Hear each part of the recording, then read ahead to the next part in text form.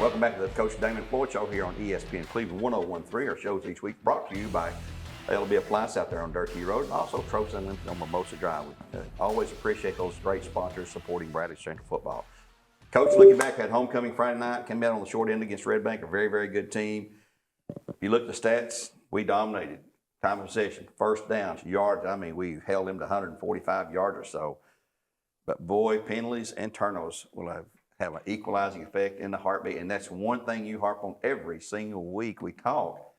Key, no penalties, no turnovers. We had no penalties first half.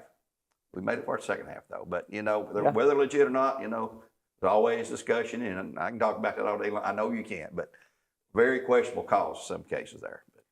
Well, we went from having one penalty against Hardin Valley, and I thought we had really done a good job. And look, we deserve penalties. I mean, we make mistakes, but I thought we'd cleaned a lot of stuff up. And then, the second half, like you said, in the first half, the second half, it put us behind the 8 ball.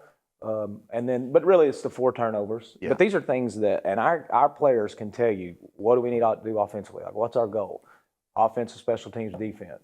And offensively, one of the things we talk about is we want to gain at least 3 yards every play, no silly penalties, and then no turnovers. And like you said, in every statistical category, we beat them, even in turnovers, which in the end cost us the game. So, we've done that a couple times this year where we're just kind of, not to take any credit away from the other team because Red Bank did what they had to do to beat us, but it's like we're helping them beat us. And one of the turnovers was picked up and carried to our 10-yard line. Actually, it was carried about our 2, and Tucker Cook gave great effort, got us in there. He sure did. And they clip him in the back, so it ends up being about on the 10. But anyway, that was where 7 of their points came from. Otherwise, we held them to 10. So I thought defense played really well. I thought other than our turnovers, our offense really executed pretty well. It did. And then we got behind the chains, which we can't do in this offense, with some penalties. So, at the end of the night, it was a very frustrating loss. We've had a couple of those. I think it's the 3rd game we've lost by 1 score. Yeah, and I hadn't thought about that yet. It's just the way things are going right now, and we're trying to correct those, and got to do a better job. Well, the one play or one series that impressed me is we were about maybe our 40-yard line, I think. We had a questionable illegal procedure call, 5-yard penalty, then a 15-yard on top. We're back 1st and 30 on the 10-yard, and we get a first down out of that. We get down the field and get a first down. That's where one of those turnovers followed up, and they were up 17-0 at one point. You think they're thinking, I'm sure, hey, we got this game under control. No, hardly. Yeah. Because I love the spirit our kids had, fighting back each time. Never giving up, fighting back, doing everything they had. We got back 17-10 with the ball, and just couldn't get the tying score in there. But it was a great effort, I thought, everybody. Once again, our defense, we talked about them, how good they played. They came through the same group of guys. We call the names over and over and over. And they continue to excel, I think, against all odds and doing quite well. Offensively, Kenyon Phelps, another 100-yard game, 27 carries. Landon Scott, again, playing hard. Both sides of the ball. Kenyon, both sides of the ball. Those guys and several others never come off the field. Yeah, Zane McIntosh is another one. Zane McIntosh, good great. Chris Myers, he's got a hurt shoulder, but he's fighting through it. Yeah. Like you said, and I've been saying this the last couple of weeks, the way we're doing offense now, we've got more guys that it's not as hard to learn, so we've got more guys that can play both ways, and that takes a lot out of you, but we've got some fighters. Now, I will say last week, I got on here and bragged about, hey, they're going to give effort at practice every day and all that, and then Tuesday and Wednesday was our worst 2 practices of the year. Really? As a matter of fact, Wednesday we practiced from 2:30 to about 4, and it got to about 3:50, and I said, let's start it over. Because it was just 2 days of bad practice, which we ended up having some bad miscues on Friday. But, I give a lot of – and I wasn't even mad after the game. Usually you get upset, and I was upset we lost, but I told our guys, just keep giving that effort. Yeah. Because as a coaching staff, that's really all you can ask for. The guys on the field, they're giving maximum effort. Even the guys that aren't playing both ways, but like you said, Landon Scott, I think this will be the 3rd week in a row he's our player of the week, either offense or defense.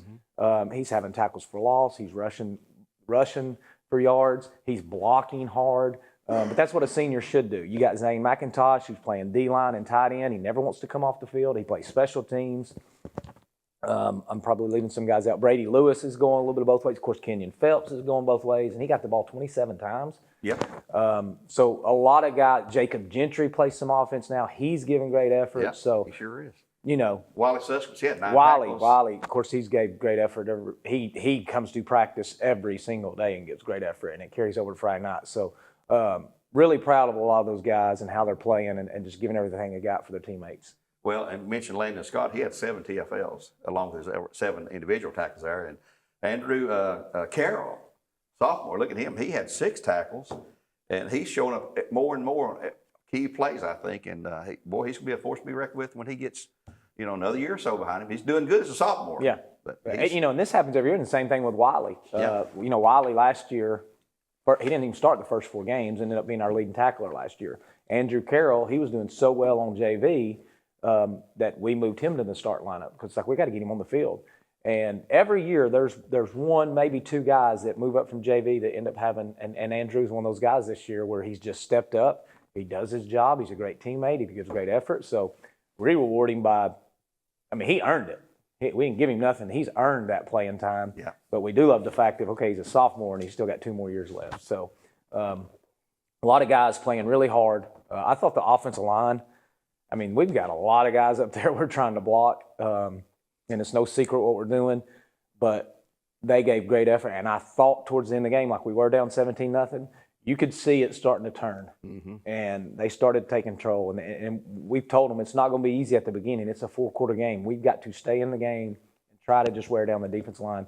And let me tell you, Red Bank's got some guys that can play up front. Man, they are size, physical, athletic. So, and then their secondary, man, they'll come down and hit you. So defensively, man, I think it's one of the better defenses we played.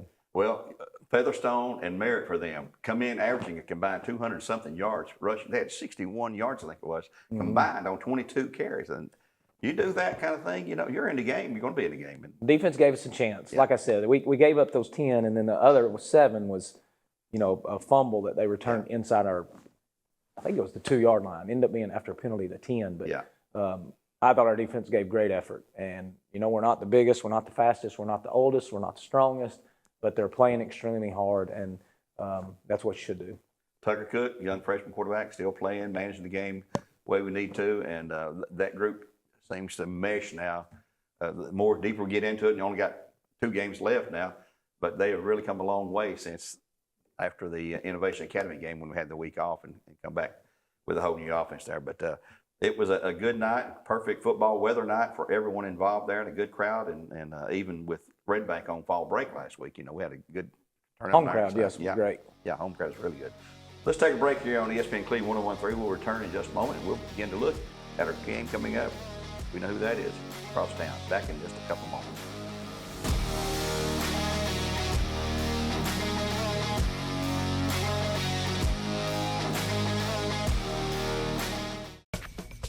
Welcome to L&B Appliances, serving the greater Cleveland community for over 30 years.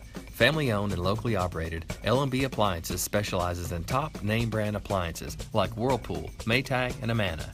Stop by the showroom today and speak with our sales and service team about your appliance needs. Financing and free delivery is available for those who qualify. L&B Appliances, large enough to meet all your appliance needs, small enough to appreciate your business.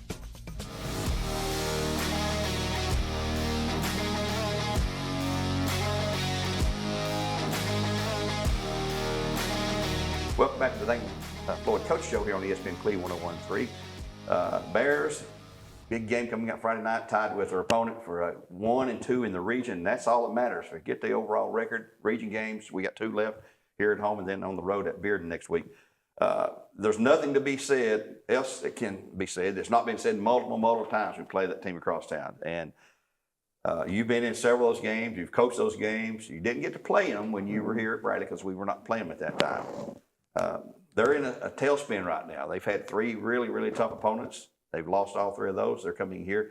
Well, they're thinking, hey, the winner of this game Friday night is in the playoffs, basically. The loser, probably out. But it's not decided yet. But it's going to be a tough battle, as it always is. So what you expect Friday night. And a huge monster crowd will be here, I think. Yeah, they're very explosive on offense. Defensively, they're very aggressive. but they can be because they have speed. So it's really hard to bust a long play on them. Like you mentioned, they have lost their last 3, but if you look at the opponents, there's a lot of people that's going to lose those 3. So I think they do a really good job on offense of taking advantage of defense. You can't just focus on one thing. They'll take deep shots. They've got a good screen game. They got a good quick game. And then Isaiah Davis is as good as a running back as probably we've seen. So, I mean, he's got great vision. He's got great balance. He runs hard. He's got extremely good speed. He's a tough kid to bring down. And you never really get a good shot on him. He can make people miss, but he's also physical. When he doesn't get the ball, he blocks really well. So a lot of respect for him. It's obviously a focal point of trying to get him on the ground. But if we get in space with him, we're in trouble. So I'm sure that's probably what they're going to lean on Friday, and they should. And defensively, we've got to try to find a way to slow him down. Offensively, we want to slow it like they did against us last year. Slow the ball down, slow the game down, try to limit their offensive possessions, and then, just try to drive. But it's going to be hard to drive it on them. Very similar to Red Bank in the fact that they got good size, they got extremely good speed. So kicking game, we're behind the 8 ball there. They've got a really, really good kicker. You never know. He can kick it everywhere. And that includes onside kicks. He can kick in the end zone. He can pooch kick it. So, we'll have to line up a lot different than we normally do just because of the way they're going to attack us. And then also on special teams, if they score, they got tons of 2-point conversion alignments that they try. So it's going to be an uphill battle, but it's a crosstown rivalry game. And if you're not fired up for this one, then you probably don't need to be on this field. So hopefully our guys are excited to play Friday night. Like you said, nothing else matters. Right. I told our team, don't even worry about the playoffs. Like, this is it right here. Yeah. We still got a game next week. We don't care about that. We care about this game right here. And if you don't come to practice. But it'll be an intense game for sure. Do they still do the onside kicks all the time like you were doing last year? Not as much because their kicker kicks in the end zone. Their defense is so good, really. They don't. Yeah. They might as well go ahead and pin people deep because people, like I said, they don't bust big plays on them. It's hard to drive in any level of football. If you start on the 20 and drive 80 yards without making a mistake. So I think he's done a good job of changing that strategy and making a team drive on them because they're good defensively. Well, we always mention penalties and turnovers. The field position is probably going to play a key role Friday night too. I mean, if you start in your own backyard, so to speak, it's hard to drive 80, 90 yards. But if you can get your special teams going, get some good field kicks, reverse, flip the field, as they say sometimes, that goes a whole lot. But Isaiah Davis, I think he's probably the best running back we've seen so far. I mean, this year, there's no doubt. This year, I think he's one of the best I've seen in coaching. And really? We've faced guys that's been to Ohio State, guys that's been to Tennessee, guys that's played in the NFL, Ole Miss. I mean, list goes on, but yeah, he's really good. Speaking of special teams, if he's listening, I hope he does kick onside kicks. Now, I hope we recover it, but I'd rather have the ball around the 50, no deep kicks. So hopefully our guys can recover onside kicks, and maybe that's what they'll try to do. Well, Isaiah, I think, is committed to Richmond, the Spiders. Is that where Coach Huseman is? He still there? Coach Huseman is there, but he's decommitted. He's he opened up his recruitment and back up. So, if he decides to go to Richmond, obviously a good school. But like I said, we are really focused on Isaiah, and he's going to be a tough challenge for us. Do you ever, I know I do this when I'm working on something or something coming up the next day. Do you ever go to bed and wake in the middle, oh, man, I just thought of something. And get up and write you a note or make a mental note, and it's one of those gotcha moments that does that ever happen to you as a head coach? Every night, probably about 5 nights, 5 times a night. And this week, but I don't write it down. I email myself. I grab my phone and email myself. Really? So I wake up, I get here to school and I see my emails, and it's like to myself all night. It's 10 notes that I wrote down. So I do that constantly throughout the day and especially at night. Well, 3 games into the wing tee, are you satisfied with where we're at now, except for the turnovers? Yeah, I mean, we just can't turn the ball over. Yeah. We're trying to do a little bit more in passing game because we realize the box is loaded. Yeah. So we've just been unfortunate, I'll say, in some of our pass concepts. It's hard to protect, but if we get a couple of them off, like we got some screens set up and we just don't get them off. Yeah. But if we catch them, we got a chance to make big gains. Tyrese has made some, if he gets one-on-one coverage, we got to take shots. 6'7", so he's got to catch the ball. But he's done a great job. He's also done a great job of blocking. Yeah. So I think the passing game is what we got to get better on. Run game I'm happy with other than the turnovers. Well, it's going to be fun. We're going to have a huge crowd. It is Cleveland High School, 8th game of the year, a region game that means a lot to both teams. It does. You can throw the records out the window. It doesn't matter. This is the game that we circle every year. So I think our kids will come out fired up, ready to play. But at the end of the day, that being fired up doesn't really get you too far. You got to go out and execute, and we've got to do a better job, or probably not going to be very close. Something you say too. It's not about them. It's about us. It is, and it was the same thing last week, and it's the same thing every week. But if we execute, then I felt like we would have had a very good chance to win that game, and we didn't. Well, Coach, there you have the coach's view of this game coming up Friday night against the Cleveland Raiders over there. A region game here in Bear Stadium. Kickoff 7 o'clock. Pregame at 5:30 on ESPN Cleveland 101.3. I'd like to thank Mr. Gwen Schroyer and the folks back here that make these things happen. Studio H12 at Brandon Central High School. Until next time, be there Friday night. God bless and go Bears.